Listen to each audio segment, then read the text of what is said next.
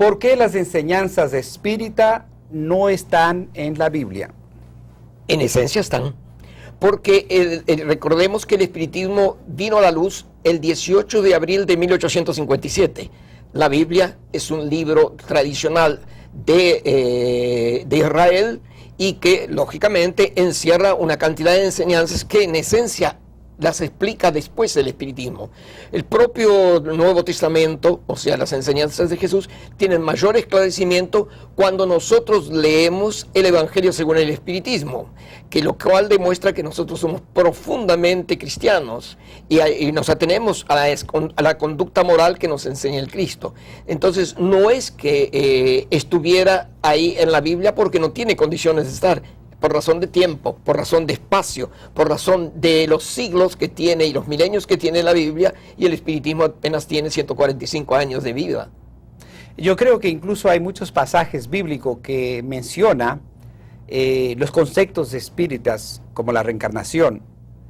¿Podría explicarnos algo sobre esta parte de esas partes bíblicas? Hay dos conceptos que no podemos dejar de tener en cuenta. El encuentro de Jesús justamente con Nicodemo, doctor de la ley, cuando él le pregunta, ¿cómo tengo que hacer para ver el reino de los cielos? Y Jesús le dice, para ver el reino de los cielos os es necesario nacer de nuevo. Y como demostración de que Nicodemo había comprendido perfectamente la pregunta, dice, ¿cómo siendo un hombre viejo puedo volver al vientre de mi madre? Y ahí Jesús le explica que tiene que nacer del agua y del fuego, que eran los símbolos. El fuego es el espíritu, el agua es el cuerpo, porque cuando el gameto masculino se une al gameto femenino, nace la primera célula huevo, que tiene un 80% de agua y 10% de materia. El feto se desarrolla en agua, pero gracias al espíritu. Y nuestro cuerpo bien evolucionado tiene un 75% de agua. ¿Mintió Jesús? No, no mintió. Simplemente habló de la forma que podía hablar en aquella época. Entonces, está bien claro. Y otro de los pasajes del Evangelio de Jesús, cuando hace referencia a Juan el Bautista y al profeta Elías, que dice, Elías ya vino y no fue reconocido. Y dice textualmente en la Biblia, y los discípulos comprendieron que se refería a Juan el Bautista.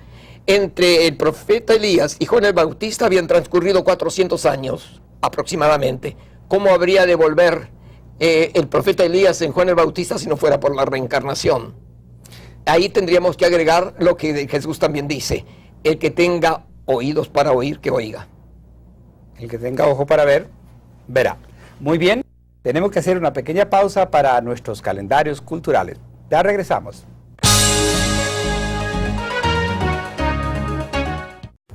Aunque muchos no lo creen, la tercera revelación ya está entre nosotros, enviada desde el mundo espiritual a través de diferentes medios. Las 5 obras básicas codificadas por Allan Kardec. El libro de los espíritus, el libro de los medios, el evangelio según el espiritismo, el cielo y el infierno, la Génesis.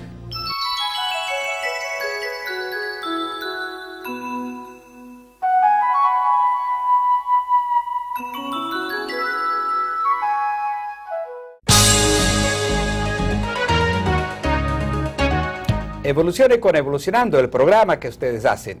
Envíenos sus inquietudes, ellas serán respondidas. En los siguientes programas trataremos temas como brujería, mitos o realidad, transcomunicación, que es la comunicación de los espíritus a través de instrumentos electrónicos. Hoy continuamos con el espiritismo en el mundo. Juan, ¿preparado para la segunda parte? Con todo gusto. Qué bien, vamos entonces. ¿Se puede alguien hacer parte de otra religión y ser espiritista? Desde luego, la mayor riqueza que puede tener el hombre es la libertad de conciencia. El proceso evolutivo de cada individuo no se puede medir por la masa, porque no todos somos iguales. Allan Kardec, el codificador del espiritismo, dice que la única diferencia que hay entre los hombres es la de los méritos. Por lo tanto, si yo considero que en esta religión no satisface aquellas enseñanzas que mi espíritu necesita, buscaré otra información.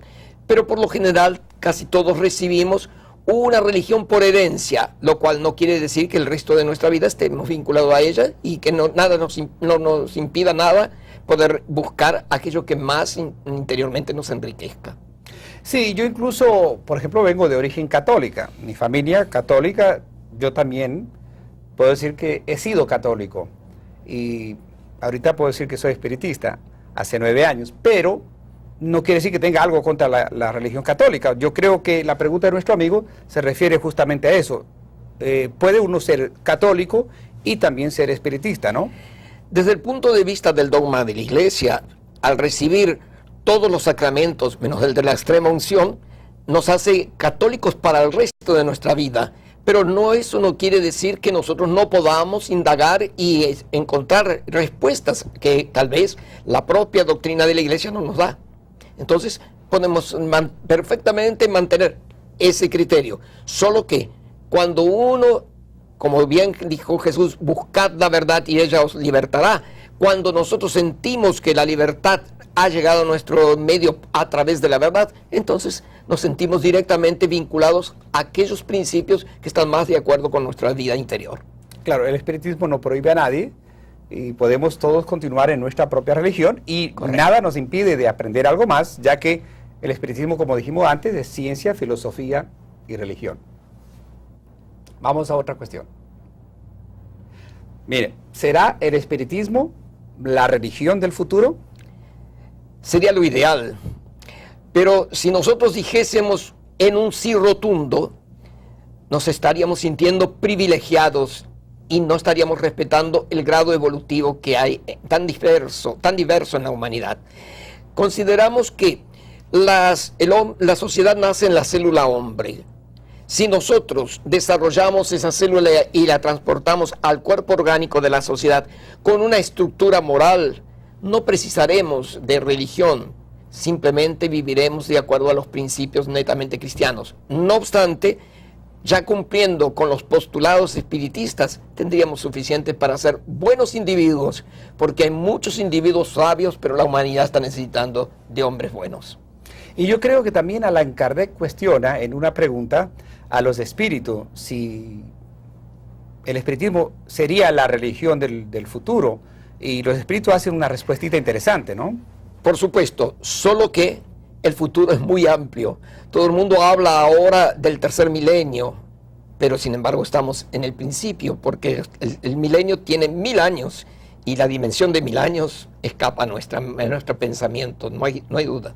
Exacto, y entonces yo creo que los espíritus le respondieron a Allan Kardec de que no es la religión del futuro, y sí el futuro de las religiones, que van a predicar esas enseñanzas de la reencarnación, de vida después de la muerte, de las ciudades espirituales. Bien, vamos a la otra cuestión. ¿Cuál es la principal filosofía del espiritista? Aquella que nos une a todas las otras religiones, la del amor, la práctica de la caridad, la realización del bien y sobre todo la reforma íntima. Porque si yo me reformo íntimamente, puedo prestar mayor servicio a la humanidad, que es lo que estamos necesitando. Vencer el egoísmo, vencer el personalismo y salir a amar, que es lo que está faltando hoy en la humanidad. Amor. Amar y amar. Sí, yo creo que eso es lo más fundamental en toda la humanidad, ya que el amor es la fuerza universal que mueve el universo. Y del cual aquí estamos en esta escuela bendita que es la tierra, para aprender eso, amar a nuestro prójimo. Tenemos que tener en cuenta que la tierra es un gran hospital para almas enfermas y una gran escuela para almas ignorantes, de las que todos participamos, pero también tenemos que pensar que recibimos la medicación o la enseñanza de acuerdo al grado de comprensión que podemos adquirir. Por lo tanto, el amor sigue siendo por ahora la mejor terapia para toda la humanidad y para toda enfermedad. Y eso es lo que debemos dejar bien claro para nuestros telespectadores, que estamos en esta escuela para aprender a amar, para aprender a ceder, a dar a nuestro prójimo, que fue lo que el maestro nos vino a enseñar, ¿no? Y al final, 2000 años después, todavía estamos en el primer grado, ¿no?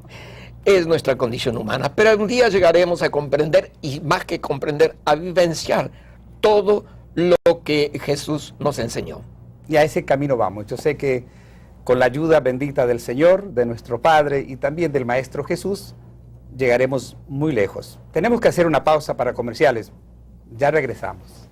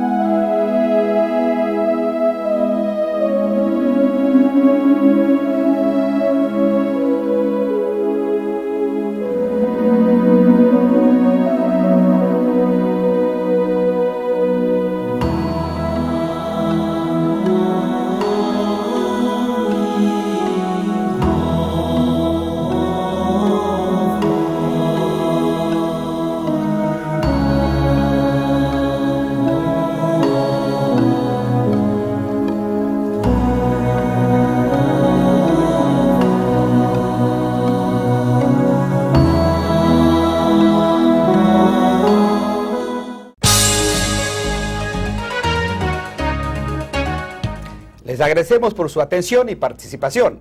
Están invitados a nuestro próximo programa. Escríbanos, sintonice Evolucionando la próxima semana en el mismo horario y por este mismo canal. Y ahora le pedimos a nuestro querido hermano Juan que nos haga una pequeña despedida para nuestra teleaudiencia. Primordialmente queremos agradecer la atención de su público a nuestras palabras, pero también queremos decirles que vale la pena trabajar por amor. Hoy la necesidad primordial no es solamente el hambre física que predomina en la tierra, sino el hambre de amor, de ser amados, de ser comprendidos. En consecuencia, amigos, salgamos a amar.